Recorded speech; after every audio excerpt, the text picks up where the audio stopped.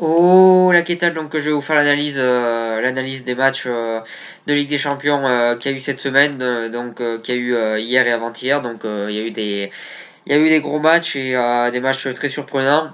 Honnêtement, j'étais pas très emballé avec ces quarts de finale au début et là j'avoue que les matchs ont été emballants et ont été passionnants. Donc on va analyser ça tout de suite et je vais commencer par le match de mardi qui opposait le Barça à Manchester United. Le Barça a tout simplement été supérieur à l'aller et a été supérieur au retour. Ils ont été un petit peu en difficulté au début du match, mais Messi a su marquer au bon moment, mais c'est aussi ça la force des grands joueurs. Voilà, on a vu un Barça qui globalement a bien maîtrisé son sujet face à Manchester United qui cette année est clairement un tour en dessous des grandes équipes. Voilà, une qualification bien méritée, bien maîtrisée pardon, de la part de Barcelone. Voilà, ils ont bien maîtrisé leur match aller, leur match retour. Ils ont été au-dessus. Comme j'ai dit, Messi a su marquer ce but-là à un moment important. Et, euh, et ils se sont qualifiés finalement sans grande difficulté le Barça pour les demi-finales. Voilà, le Barça qui a fait le boulot, on va dire, pas grand-chose d'autre à signaler. Voilà sur ça. Ensuite, on va revenir sur le deuxième match. La qualification de l'Ajax d'Amsterdam face à la Juventus. Donc là, on a une Ajax qui produit du beau football, qui fait un jeu de passe continu. Qui aime jouer ce jeu de passe tout simplement qui produit du beau jeu, qui offensivement n'hésite pas à jouer contre n'importe quelle équipe et qui produit du beau jeu contre n'importe quelle équipe. En défense, je pense qu'il y a toujours quelques espaces, mais en attaque, ça joue vraiment très très bien, ça joue très très rapidement vers l'avant. Il y a de très bons joueurs offensivement, défensivement aussi. Voilà, l'Ajax c'est l'équipe qui joue au ballon, c'est l'équipe qui a peur de rien, c'est l'équipe qui respire le football et qui joue et qui pratique son jeu et une équipe qui finalement a pas beaucoup de budget mais qui finalement sait avoir un très bon centre de formation pour produire des bons joueurs et pour finalement pouvoir rivaliser avec les autres clubs. C'est un club qui a une manière de procéder très très intelligente et je pense que certains clubs français notamment devraient prendre exemple. Voilà tout simplement sur ça parce que la manière de l'Ajax est très intéressante au niveau de la formation, au niveau du fait qu'ils aient rappelé des joueurs historiques du club, comme Van der Sar. Il me semble qu'il y a Clarence Seedorf aussi. Voilà, il y a des historiques du club qui sont dirigeants, et ce club-là est très très bien mené, et mené de manière très très intelligente, et c'est tout sauf un hasard, un hasard si cette année ils en sont là. Voilà sur ça. Alors certes, ils vont se faire sûrement dévaliser au futur mercato, mais quand même, on pourra dire qu'ils ont produit des bons joueurs et que, comme a dit Zlatan Ibrahimovic dans une interview, être formé à l'Ajax, c'est un avantage parce que l'Ajax, c'est un club qui n'hésite pas à former des bons joueurs. Voilà sur ça. Il y a donc des joueurs très très intéressants, très intéressants du côté de l'Ajax d'Amsterdam.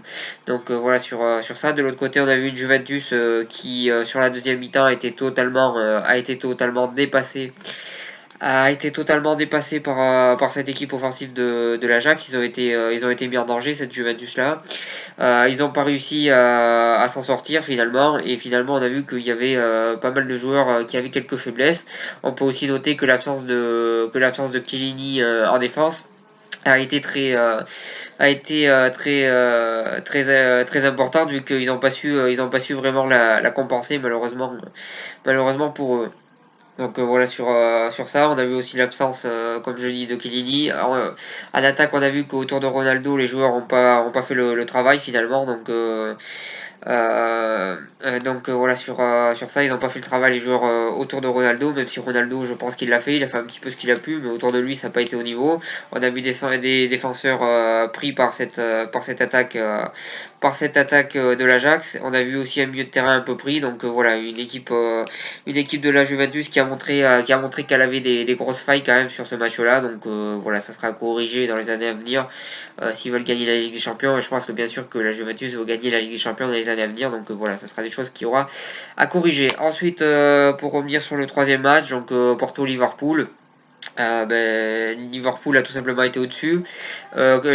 Porto a quand même vendangé énormément d'occasions, que ce soit à l'aller ou au retour. Mais bon, Liverpool a maîtrisé son match, a su marquer dans les moments importants et a su se qualifier finalement, a su faire le travail et se qualifier face à un FC Porto qui a une belle équipe cette année. Très belle équipe cette année, le FC Porto, mais qui a pas pu rivaliser face à cette équipe de Liverpool qui est au-dessus. Donc voilà, Porto a fait son travail, Porto a fait un très très bon parcours en Ligue des Champions, félicitations à eux.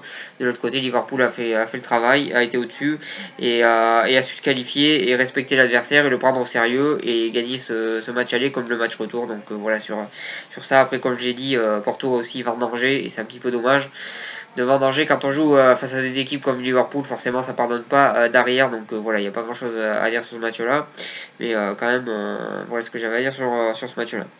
Ensuite, pour en revenir donc au dernier match, donc le match fantastique qu'on a vu hier entre les deux clubs anglais qui opposaient Manchester City à Tottenham.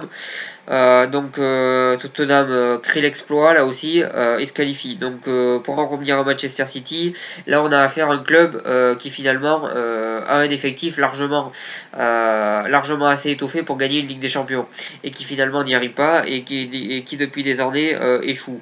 Donc on peut les comparer au PSG si on regarde par rapport aux investisseurs si on veut, mais au-delà de ça, on peut aussi regarder qu'ils ont un effectif très très bien fourni et qu'ils n'y arrivent pas finalement. Donc voilà, sur ça, on a une équipe qui en Ligue des Champions n'y arrive pas et qui chaque année va d'échec en échec. Donc voilà sur ça. On peut aussi dire que Guardiola, en Ligue des Champions, depuis qu'il a quitté le Barça, il n'y arrive pas. Et cette année, on l'a vu. Au match aller, il avait fait des choix très bizarres. Au match retour, il y avait des choix beaucoup plus cohérents. Mais par contre, il y a eu beaucoup de problèmes défensifs. C'était une équipe qui était très très portée vers l'attaque, mais qui en défense a laissé d'énormes espaces. Alors ils auraient pu se qualifier avec ce jeu ultra offensif, parce que ça s'est quand même pas joué à grand chose. Mais ils n'ont pas réussi, tout simplement, parce que ce mauvais résultat au match aller leur a pas permis de le faire. Surtout que quand on veut jouer aussi offensif, il faut savoir qu'il fallait qu'ils gagnent par 2 buts d'écart. Donc jouer aussi offensif, c'est très bien, mais derrière, il fallait pas oublier la défense et ils ont oublié la défense. Et voilà sur ça. Donc je pense que c'est une mauvaise chose d'avoir oublié finalement de défendre tout simplement. Donc voilà sur ça, ils ont tout simplement oublié de défendre sur le match retour. Il y a eu des choses qui n'ont pas été côté de Manchester City, mais pour eux c'est un gros échec parce qu'ils ont les moyens et à chaque fois ils n'y arrivent pas. Donc voilà, c'est une équipe qui n'y arrive pas. Et c'est bien évidemment un énorme échec de leur part de ne pas se qualifier. Mais comme j'ai dit, hier il y avait beaucoup trop de largeur défensive pour permettre de se qualifier quand on a perdu 1-0 à l'aller. De l'autre côté, on a un Tottenham qui a un très très bon entraîneur, même si Guardiola bien sûr est aussi un bon entraîneur. Mais on a Pochettino de l'autre côté qui est très intéressant. Lui, il a un effectif beaucoup plus restreint que celui de Manchester City, même s'il a un effectif quand même très bien, mais c'est quand même en dessous sur le papier. Et il arrive à faire des choses, il arrive à faire de très très bonnes choses avec cette équipe-là.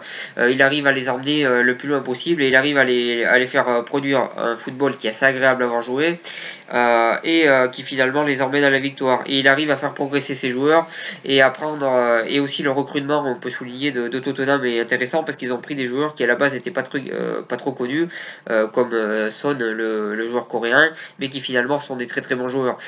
Son le joueur coréen, je trouve que c'est un joueur très très très bon et je pense que si ça serait un Brésilien ou un Argentin, tout le monde en parlerait. Donc ce joueur là pour moi il est sous-coté, il est très très bon. Il n'hésite pas hier comme on l'a vu à venir défendre et en attaque il n'hésite pas à mettre des buts magnifiques et à tenter sa chance. Donc voilà, c'est un joueur très très intéressant et c'est un recrutement très très intelligent de la part de Tottenham. Donc voilà sur ça. Donc on a eu un Tottenham aussi qui a été très offensif, qui a aussi laissé des largeurs, en défense, bien évidemment. Il y a eu des choses qui n'ont pas été hier en défense, ça on l'a tous vu. Mais au-delà de ça, offensivement, ils ont réussi à mettre les buts qu'il fallait. Et offensivement, ils ont fait le travail pour se qualifier. Donc finalement, c'est les joueurs offensifs qui ont permis à cette équipe de Tottenham de se qualifier.